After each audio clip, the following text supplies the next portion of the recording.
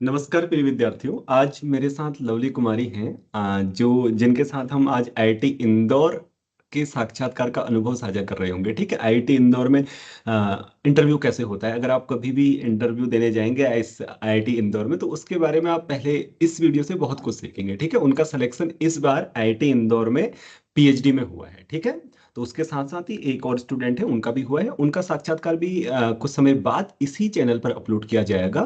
तो ठीक है, तो सबसे पहले मैं लवली के पास जाता हूँ। तो लवली, थोड़ा सा अपने विषय में बताएं।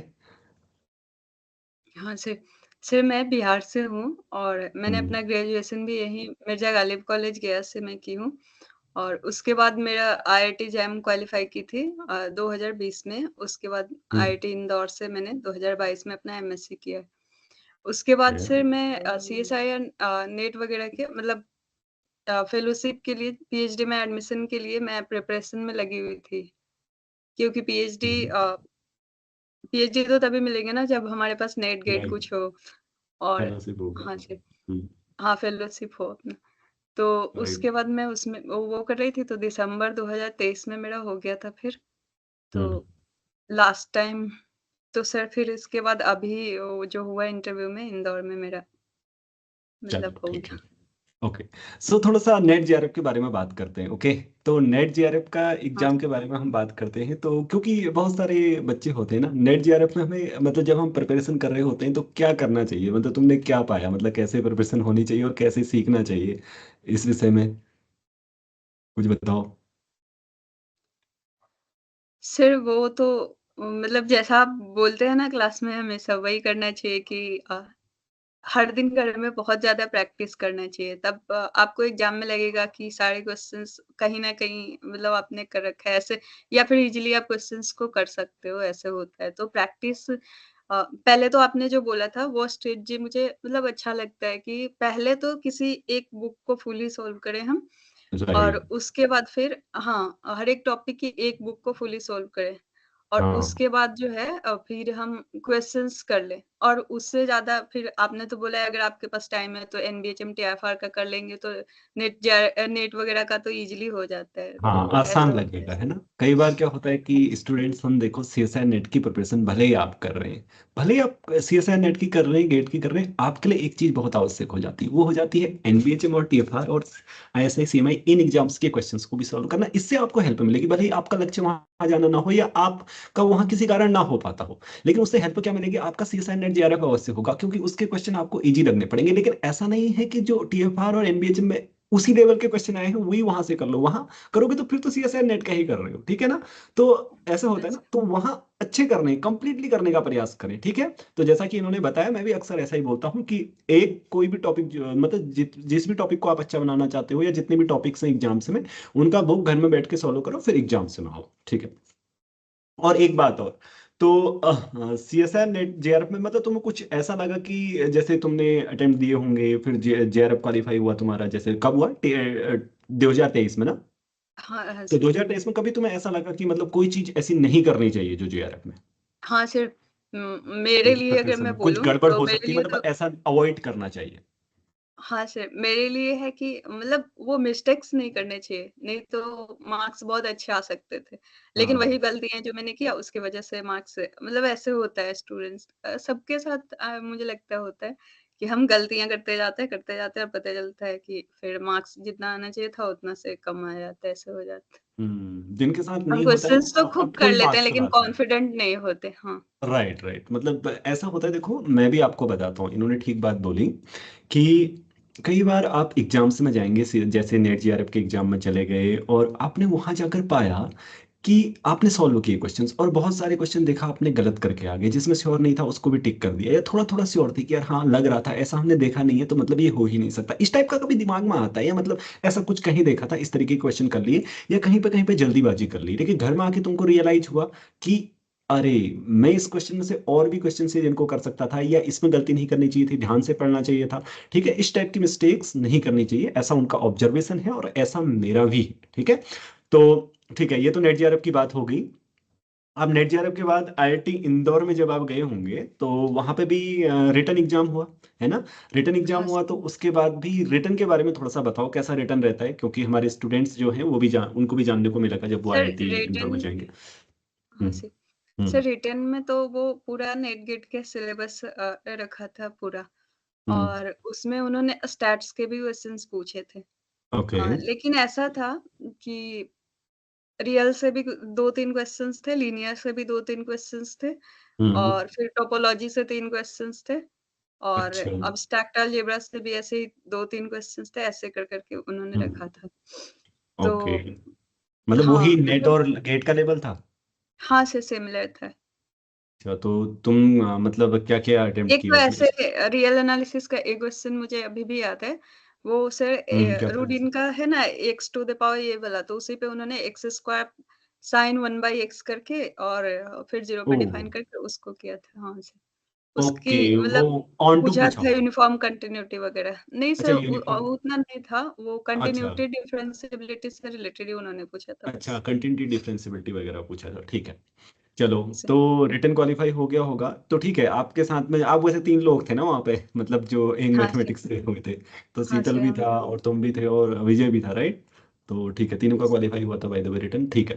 तो रिटर्न के लिए देखिए, कई बार मुझे प्रश्न इस प्रकार के प्राप्त होते हैं कि जब हम आईआईटी में जाते हैं तो वहाँ जो लिखित परीक्षा होती है उसमें किस प्रकार के प्रश्न पूछे जाते हैं। तो उसमें जो प्रश्न पूछे जाते हैं उनका स्तर ठीक उसी प्रकार का होता है जिस प्रकार आपकी नेट और गेट की परीक्षाओं का होता है। उसके लिए आपको चिंतित होने की बहुत आवश्यकता नहीं है, बस एक चीज डिफरेंट होती है, वो मैं आपको बताता हूँ, अभी आपको जानने को भी मिलेगा। वो क्या होती है कि जो लिखित परीक्षा है ठीक वैसा ही साक्षात्कार नहीं होता है। क्यों? क्योंकि लिखित परीक्षा तो आपके पहले हो ही चुकी है, अब फिर वैसा ही इंटरव्यू होगा तो फिर फायदा ही क्या है? दो दो चीजों को एक बार रिपीट करने वालों को आप क्या कहेंगे फिर? है ना, क्यों ही रिपीट करेंगे? तो interview is different from exam. Okay, थोड़ा सा वो आपको आपकी लॉजिकल थिंकिंग चेक करेंगे, आप अप्रोच कैसे कर रहे हैं चेक करेंगे, ठीक है, आप सॉल्व कर पा रहे हैं नहीं, आपने सही से सीखा है या नहीं चेक करेंगे, क्योंकि आप नेट गेट नेट जेआरएफ वगैरह तो कर लेंगे ना।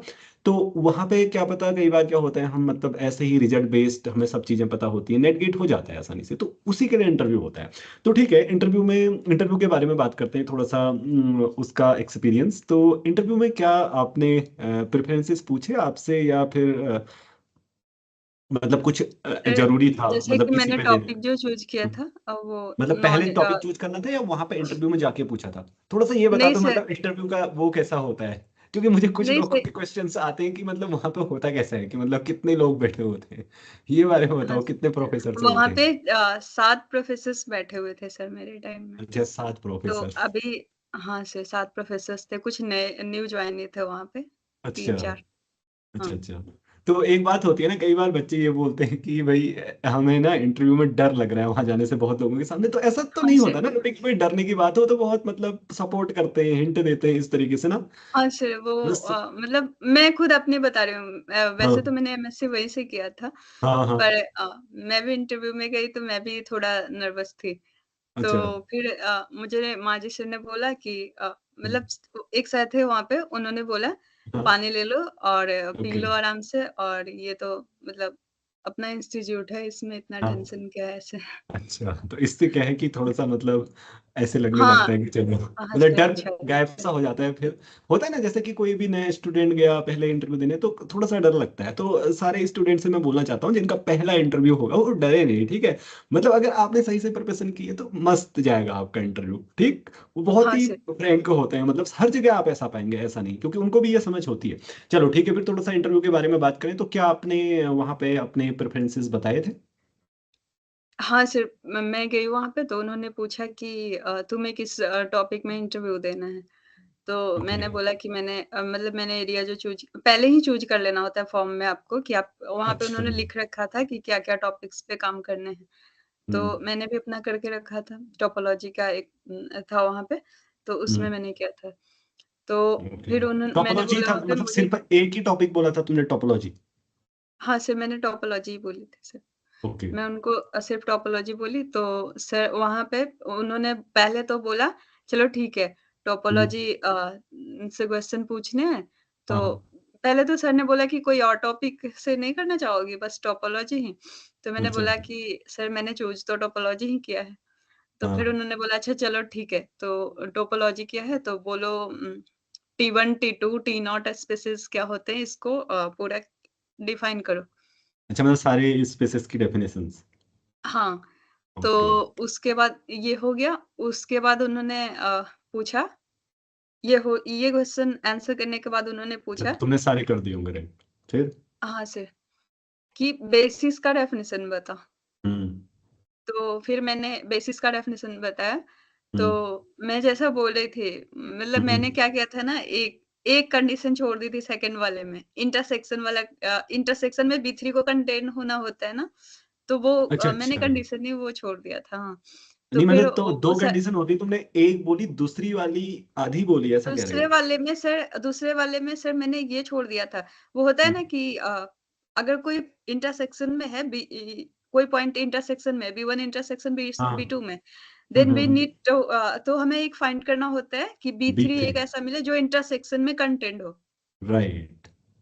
तो वो चीज़ मैंने मतलब मैं भूल गई थी वहाँ पे।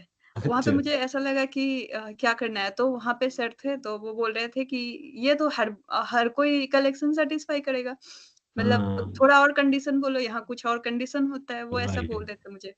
तो फिर वो तो मुझे हिंट। हिंट दे रहे थे, ओके। ऐसे करते-करते, तो मुझे मतलब 1-2 मिनट में याद भी आ गया कि हाँ, ऐसे। ओके। फिर मैंने बोला, "हाँ सर, मुझे याद है, ये B3 ओके। कंटेंट होना चाहिए कई बार इंटरसेक्शन में।" ऐसे होता है ना, जैसे हम किसी के सामने हों तो थोड़ा सा मतलब चीजें ऐसे भूल भी जाती हैं बच्चों। ठीक है, तो फिर डोंट वरी, प्रोफेसर हिंट देते हैं, ओके, उन्हें भी पता है। हाँ तो जी। ओके, फिर?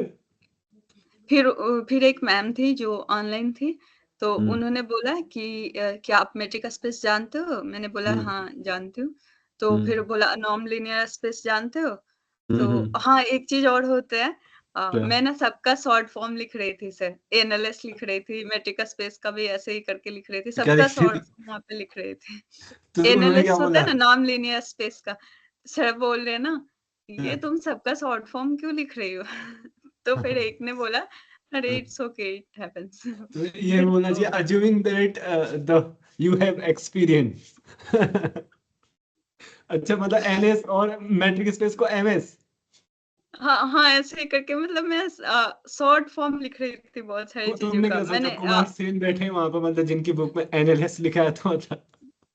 अच्छा। ठीक है, एक दो बार मतलब मुझे जैसे, लगा हाँ सर ऐसा लोग होता है हैं ना। तो मतलब हमें क्या करना चाहिए कि एक दो बार जैसे लिख दिया, फिर उसके बाद I would say analysis, analysis from hands नहीं, फोर्थ, तो ऐसे मैंने बोल देना स्टार्ट चाहिए। ही वहीं से किया था, एनालिस्ट ही लिख दी अच्छा। थी वहाँ पे। क्योंकि अच्छा, वो तो ठीक है। जल्दी-जल्दी बोल रहे थे, तो मुझे लगा चलो मुझे भी जल्दी-जल्दी निपटा लेना चाहिए, मैंने लिख लिया हाँ तो हाँ। मैं, अच्छा, तुमने सोचा कहीं लिखने तो में देर ना हो जाए। इनर प्रोडक्ट स्पेस को मैंने आईपीएस लिख दिया, नॉन लीनियर अच्छा। स्पेस को एनालिस्ट लिख दिया, ऐसे अच्छा। करके। तो वो बोल हाँ। रहे थे ये पूरा शॉर्ट फॉर्म लिए जा रही हो। फिर एक ने बोला इट्स ओके। अच्छा, मतलब दूसरे ने बोला ओके, समझ में तो आ ही रहा है ना? हाँ। ठीक है, तो तो फिर उन्होंने बोला ये क्वेश्चन था sir, IPS, inner product space, metric space, topological space, इन सब में कौन किसमें कंटेंट है, ऐसे करके उन्होंने पूछा था। अच्छा, कौन किसमें फिर उन्होंने कंटेंट बोला है? अच्छा, मतलब हाँ, वो containment matric space, inner product space हाँ होगा, सर, हाँ। नॉर्म स्पेस मैट्रिक स्पेस होगा, हाँ, एटीसी पहले ये होगा, इनर वो होगा। Product space, then non linear space, then okay, metric समझ स्पेस, गया मैं। देन टोपोलॉजिकल, हाँ। अच्छा, तो उसमें तो ऐसा भी फिर कुछ उन्होंने क्वेश्चंस बोला पूछे होंगे फिर कि कोई एक ऐसा एग्जांपल बताओ जो हाँ, ये नहीं है। फिर तो वो ऑब्वियस स्ट्रिक्टली क्वेश्चन हाँ, है। हाँ। स्ट्रिक्ट है वहाँ पे, तो स्ट्रिक्टली है तो क्यों है उसको जस्टिफाई करो एग्जांपल्स के थ्रू। हाँ। तो मैं सेकंड वाले एग्जांपल में मतलब यहाँ नॉन लीनियर स्पेस से मेट्रिक स्पेस वाला एग्जांपल में वहाँ पे फिर फँस गई थी। नहीं, तो मतलब फिर सर ने नॉर्म बोला vector space, I mean to say कि तुम्हें मतलब मैट्रिक स्पेस हो लेकिन नॉर्म स्पेस ना हो, इस वाले में फंस गए थे। हाँ सर, हाँ, इसी में। हाँ। तो तो फिर उन्होंने मुझे मतलब हिंट दिया तो फिर हो गया वो भी। कौन सा है, मतलब क्या हिंट था? सर वो डिस्क्रीट मेट्रिक स्पेस दिया था उन्होंने और बोला कि अच्छा। इसके लिए कोई अच्छा। अच्छा। पार्टिकुलर ले लो और फिर वहाँ से देख लो। वैसे, राइट। राइट। और फिर उसके बाद सर ने पूछा ये नॉर्मल स्पेस क्या होता है ये बताओ। नॉर्मल तो स्पेस। मैंने ओके। हाँ, डिफाइन करने के लिए बोला उन्होंने। हम्म। फिर उन्होंने एग्ज़ाम्पल बोला कि एक ऐसा एग्ज़ाम्पल दो जो हम्म। नॉन नॉर्मल हो, नॉर्मल स्पेस ना नॉर्मल। हो। हाँ। हाँ सर, और उसको फिर जस्टिफाई करने बोला कि तो जस्टिफाई क्या, करो कि ये नॉन नॉर्मल है। क्या एग्जांपल तो दिया तुमने? सर वो को काउंटेबल स्पेस होता है ना, अच्छा आर विथ को काउंटेबल। अच्छा अच्छा अच्छा, ठीक है। तो फिर तो फिर उसको जस्टिफाई की, तो उसके जस्टिफिकेशन में मैं फिर वहाँ पे थोड़ा-सा फँसी थी, तो फिर सर ने हम्म, बोला कि देखो ऐसे कर रहे हो, तो देखो यहाँ से काउंट आर काउंटेबल आ जा रहा है, ऐसे करके अच्छा, फिर से मतलब हो फिर गया। अगेन हिंट मिला। हाँ सर, वो हिंट दे रहे थे। ओके, देन फिर उसके बाद उन्होंने बोला चलो ठीक है, हो गया तुम्हारा इंटरव्यू। ओके, तो कितनी देर तक चला? सर मतलब मुझे पता नहीं, लेकिन बाहर जो लोग बैठे हुए थे वो लोग बोल रहे थे कि आपका तो अच्छा खासा टाइम लिया। तो एक ऐसा भी था कि मैं अच्छा वहाँ की स्टूडेंट थी, तो पहले सर लोग बात भी कर रहे थे थोड़ा अच्छा कि क्या करें। हाँ, ये भी पूछा था कि दिसंबर में क्वालीफाई की थी, तो ये सारे क्वेश्चंस कर रहे थे, बोला लास्ट टाइम अच्छा क्यों नहीं की थी ऐसे। अच्छा अच्छा, हाँ। ये सब पूछ रहे थे हाँ, तो फिर। मतलब वही कि वहाँ की स्टूडेंट थी ना, तो वो थोड़ा बहुत अच्छा पूछ रहे अच्छा थे ऐसे। अच्छा अच्छा। और मुझसे मतलब कोई और टॉपिक, हाँ, पूछा ज़रूर कि और कोई और टॉपिक टॉपिक क्या? सिर्फ़ टोपोलॉजी में ही हो कंफर्टेबल या कोई और हाँ भी टॉपिक है? तो हाँ। मैंने बोला ठीक है, रियल एनालिसिस आप देख सकते हैं। तो मैंने बोला रियल एनालिसिस और फिर लीनियर अलजेब्रा। तो तो रियल के बाद फिर भी उन्होंने उससे कोई क्वेश्चन नहीं पूछे। मुझे बोला ठीक है। ओके, तो तुम रियल और लीनियर तैयार करके गई थी। वैसे तुम्हारा मॉक इंटरव्यू रियल और लीनियर, और क्या दिया था तुमने मॉक में? लीनियर, रियल और टोपोलॉजी ही मैं आपको भी बोली थी। अच्छा, ठीक है। हाँ, अच्छा है, तो ये था साक्षात्कार का अनुभव लवली जी का। ठीक है, देखो, जिसमें आपने जाना कि टोपोलॉजी में क्या क्वेश्चंस उनसे पूछे गए थे आईआईटी इंदौर में। ठीक है, तो आप सभी लोग भी कई बार मुझे पूछते रहते हैं टेलीग्राम में कि सर क्या क्वेश्चंस पूछते हैं ना, तो उनके लिए आंसर है, देखो इसी तरीके से पूछते हैं। वहां पे आपको चेक करेंगे सही से आपने पढ़ा है या नहीं पढ़ा है। ठीक है, मैथमेटिक्स का एक्सपीरियंस उसके विषय में तुम क्या कहोगी? ठीक है, हाँ, इसके विषय में मैं अवश्य आपसे पूछना चाहूंगा। हाँ सर। तो मतलब तुम्हारा कैसा एक्सपीरियंस अच्छा रहा, रहा। कैसा लगा तुम्हें? हाँ क्या सर, अच्छा लगा? अच्छा बाय द रहा, वे, अगर बहुत कुछ अच्छा ऐसा रहा। भी हो मेरे लिए सजेशन हो तो वो भी तुम मुझे दे सकती हो। नहीं सर, ऐसा नहीं है, मतलब हम्म, मेरे साइड से तो ऐसा है कि आप 24 आवर्स अवेलेबल भी होते हो, कोई भी क्वेश्चन पूछो, कुछ भी करो ऐसे करके। कोई क्वेश्चन का आंसर लिख कर अगर मैं आपको भेजूँ या कोई डाउट हो मुझे, तो आप उसको रेक्टिफाई करते हैं, उसको देखते हैं, ये सारी चीज़ें। ओके। और फिर क्या होता है, ये भी एक बहुत अच्छी बात है कि अगर हम क्लास में अवेलेबल ना हो तो यूट्यूब वो वीडियोज़ मिल जाएँगे, लेक्चर वीडियोज़ मिल जाते हैं। राइट। नोट्स अगर हमें चाहिए तो वो सब मिल जाता है। और फिर अच्छा डिटेल्ड सॉल्यूशन वगैरह मिलता है, प्रूफ्स वगैरह। और फिर दूसरी चीज़, क्लास में जो आप क्वेश्चंस उतने सारे पूछते हैं और उसपे फिर वो आप डिस्कशन क्लास जो एनबीएचएम का करवाए थे, वो अच्छा, सब, तो वो अच्छा मतलब लगा था ये एनवेजन सारे। डिस्कशन करो?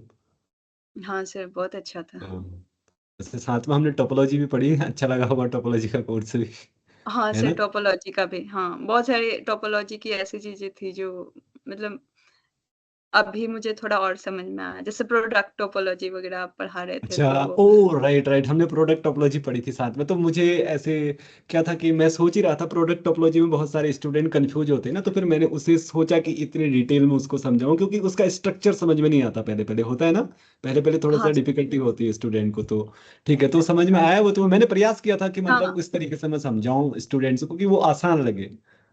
हाँ सर, चलो मेरे समझ ठीक, में आया। ओके, चलो ठीक है, तो स्टूडेंट्स यहीं साक्षात्कार का अंत करते हैं। तो फिर मुलाकात होगी शीतल के साथ। ठीक है, अब अगले साक्षात्कार में शीतल होंगे मेरे साथ। चलो ठीक है लवली, ऑल द बेस्ट हाँ for sir, PhD journey. Thank you sir. वो वही